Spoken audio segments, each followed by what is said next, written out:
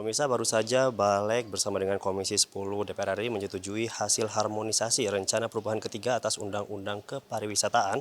Dan menurut informasi yang saya terima, bahwa orientasi industri pariwisata Indonesia tidak lagi pada jumlah kunjungan, namun berubah dengan menjaga keberlanjutan ekosistem wisata. Dan pemirsa, untuk mengetahui lebih lanjut terkait dengan rencana perubahan Undang-Undang Nomor 10 Tahun 2009 tentang kepariwisataan tersebut, langsung saja kita bertanya dengan Wakil Ketua Komisi 10 DPR RI, Ibu Agustina Wilujeng Pramestuti dari fraksi PDI Perjuangan sebagai juga salah satu perwakilan dari pengusul. Baik Bu, apa yang menjadi fokus terkait dengan perubahan ketiga Undang-Undang Pariwisata ini Bu?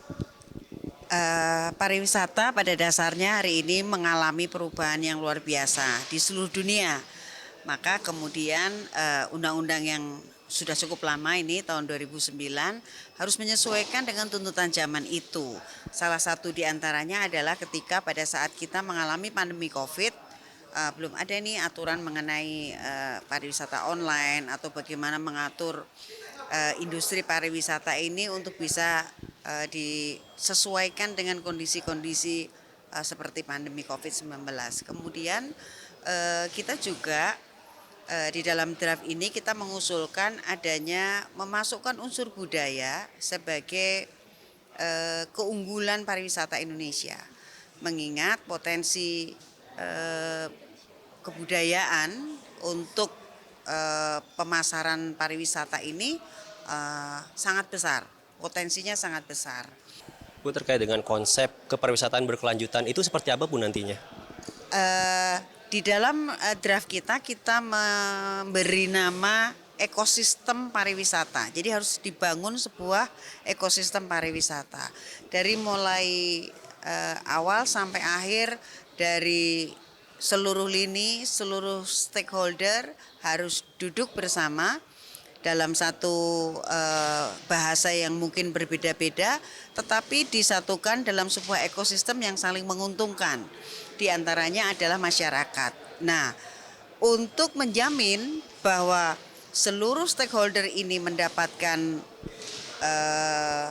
manfaat, maka kemudian sustainable tourism menjadi pegangan utama dalam proses perencanaannya. Terkait kedepannya ini kan bakal ada peningkatan kualitas destinasi wisata Bu pastinya. Nah itu seperti apa Bu nantinya? Yang pertama tentu akan ada kelembagaan pariwisata yang bersifat mandiri, dibentuk oleh menteri. Tujuan utamanya tentu selain promosi, ya ada berbagai macam pelatihan yang akan diinisiasi oleh pihak-pihak yang membutuhkan. Misalnya ini desa wisata, begitu dia butuh apa ya harus melakukan pelatihan yang disiapkan materi dan segala macamnya oleh kementerian. Kemudian berbagai macam hal yang mungkin menjadi agak berbeda dengan undang-undang yang lama adalah bahwa kita melakukan perubahan paradigma dari mass tourism menjadi pariwisata yang berkualitas. Kalau dulu kita menghitung pemerintah itu jumlah kunjungan, tetapi ternyata devisanya naiknya itu sangat lambat. Kita berharap dengan kunjungan yang sama mungkin devisa yang akan masuk ke negara kita menjadi besar. Selain itu kita juga mengedepankan pentingnya wisatawan domestik untuk ikut dihitung sebagai bagian dari perkembangan ekonomi akibat efek dari perkembangan pariwisata. Kalau dari proses pengumpulan aspirasi dari masyarakat sebelumnya Bu terkait dengan perubahan ini, apa sih Bu aspirasi terbanyak dari masyarakat sendiri Bu? Negara belum hadir dalam meningkatkan potensi, dalam menggali potensi pariwisata yang ada.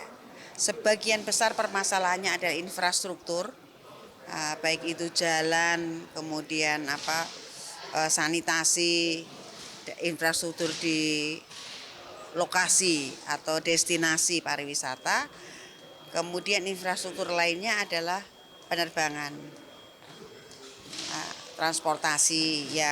alat transportasi yang mungkin memang harus negara yang hadir karena itu tidak bisa orang lain, tidak bisa pihak lain. Ini harus negara. Di dalam proses penerbangan itu satu hal yang hari ini memberatkan adalah harga tiket, kemudian rute yang tidak sampai, kemudian adanya berbagai macam fasilitas, misalnya hotel yang belum juga mendapatkan perizinan dan lain-lain yang menjadi sulit. Nah, dengan terbitnya undang-undang ini kita berharap pemerintah daerah, pemerintah provinsi, pemerintah pusat aware, ya, sadar bahwa yang namanya pariwisata tak bisa berdiri sendiri. Ini sangat erat kaitannya dengan berbagai macam sektor dan kementerian. Pariwisata ini menjadi prioritas yang tentu tidak melulu hanya kepada Kementerian Pariwisata, tetapi pembangunan infrastruktur jalan, jembatan, pelabuhan, dan berbagai macamnya itu adalah berasal dari kementerian yang lainnya. Yang mendukung khususnya adalah pariwisata Indonesia. Baik Bu, terima kasih atas waktunya. Ya, sama-sama. Baik, itu tadi bincang-bincang kami bersama dengan Wakil Ketua Komisi 10 DPR RI Ibu Agustina Wilujeng Pramestuti dari fraksi PDI Perjuangan. Dan tadi Ibu Agustina mengatakan bahwa memang terjadi perubahan paradigma dari yang sebelumnya merupakan berorientasi terkait dengan berapa banyak pengunjung tersebut, namun sekarang telah berubah menjadi peningkatan kualitas terhadap kepariwisataan Indonesia sendiri. Dan bisa kita berharap agar kedepannya kepariwisataan Indonesia sendiri dapat lebih berkembang, dan tentunya akan ada banyak perbaikan-perbaikan terkait dengan beberapa aspek terkait dengan kepariwisataan Indonesia sendiri. Dan itu saja yang dapat kami laporkan. Saya Muhammad mengucapkan terima kasih, kembali ke studio.